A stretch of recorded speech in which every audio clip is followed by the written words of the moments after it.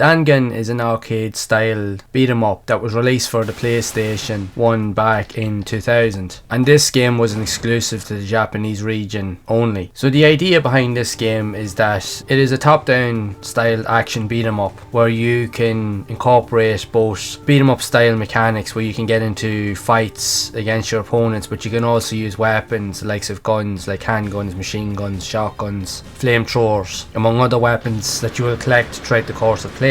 And you get the chance to play as a number of different characters that all have some sort of influence throughout the entire story, and the idea is to complete levels while defeating enemies and getting to the likes of the end bosses and eliminating the bosses at the end of each level and continuing on with the journey. There's actually quite very little information about this game online that I've been able to find, other than the fact is that the game does have some really cool ideas. Like, the gameplay controls work really well, even with the likes of the beat 'em up mechanics. It is very easy to utilize, even with the likes of the shooting mechanics. But where the game really is lacking, and where it mainly got slated from, is the spammy tactics that the computer AI uses, and even in terms of the level design. Mainly being with the likes of, at different points throughout each of the levels, you will have different variations of gun turrets, or you will have different variations of gun style turrets or flamethrowers that will be positioned at different points around each of the level maps. Sometimes they can generally just get in your way, and if you get too close to them, they can literally almost eliminate you very quickly. They'll literally drain all your health. But to make matters worse is the fact is that the enemy AI, once you move off screen, enemies just keep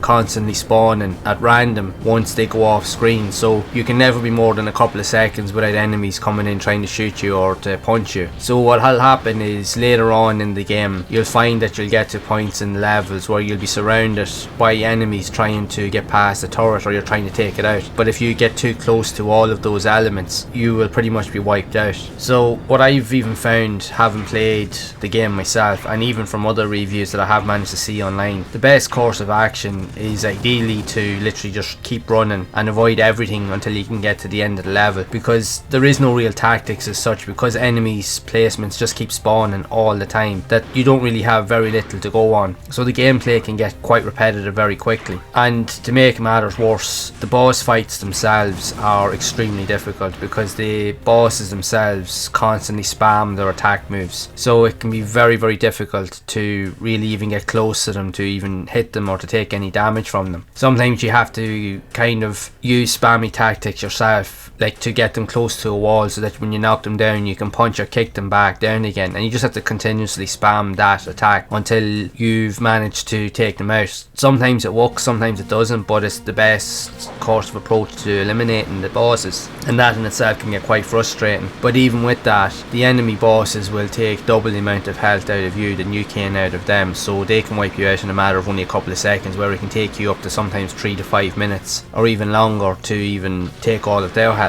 So it can leave the game to be very frustrating. But the most frustrating part for myself from playing the game, you can get through most of the levels easy enough when you get to a certain point, and then the hardest part really is to defeat the bosses. But you will come to certain levels, especially later on in the game, where you end up having to go through small narrow hallways. But the problem with it is, because of the clunky mechanics and the control system, especially when you're trying to shoot out turrets from a distance, it's very hard to do so, because you can never really get yourself positioned in a way that you can hit them or even connect with a hit from a weapon to really do enough damage to the turret. And the problem is if you get too close, they'll take a lot of health from you. But then you've also got enemies coming up from behind you constantly. As soon as you take out 1 or 2 enemies, within 2 or 3 seconds, enemies just keep constantly spawning, and you will get to a point in certain levels where the hallways are that narrow, and there's always a turret directly at the end of the passageway. You cannot get past it, and the only way to get past it is to have a strong enough weapon to be able to do enough damage. But the problem you have is that you have to stop and you have to aim on the spot to be able to shoot the turret without taking any real damage. But then you've constantly got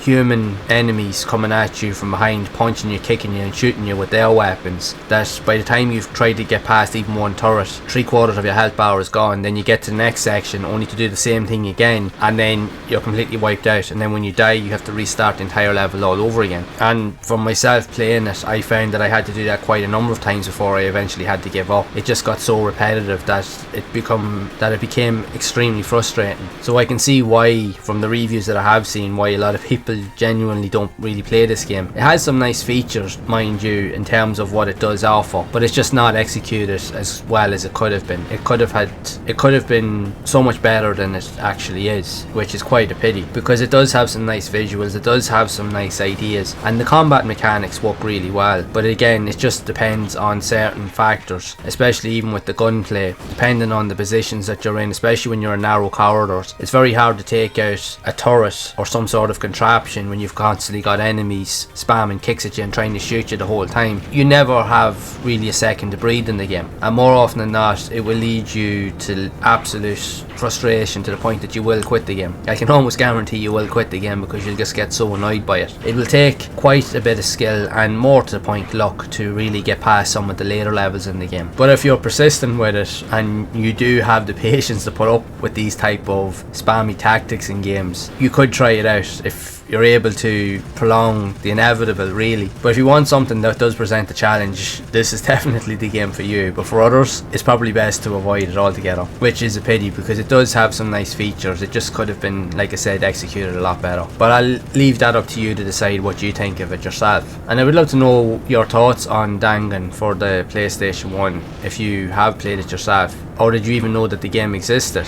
I'd love to hear what your thoughts are of this game, so be sure to share them down in the comments below. And if you have enjoyed this video, make sure to leave a like, subscribe to the channel and hit the bell to be updated when future videos are released. And if you'd like to see more videos, reviews and gameplay style videos of games similar to Dangan, it was also released on the PlayStation, then make sure to check out this playlist here on screen for more games that are similar to it. So you can go and check those videos out, and until next time, make sure to keep playing those classic games and enjoying them, and keep those gaming memories alive.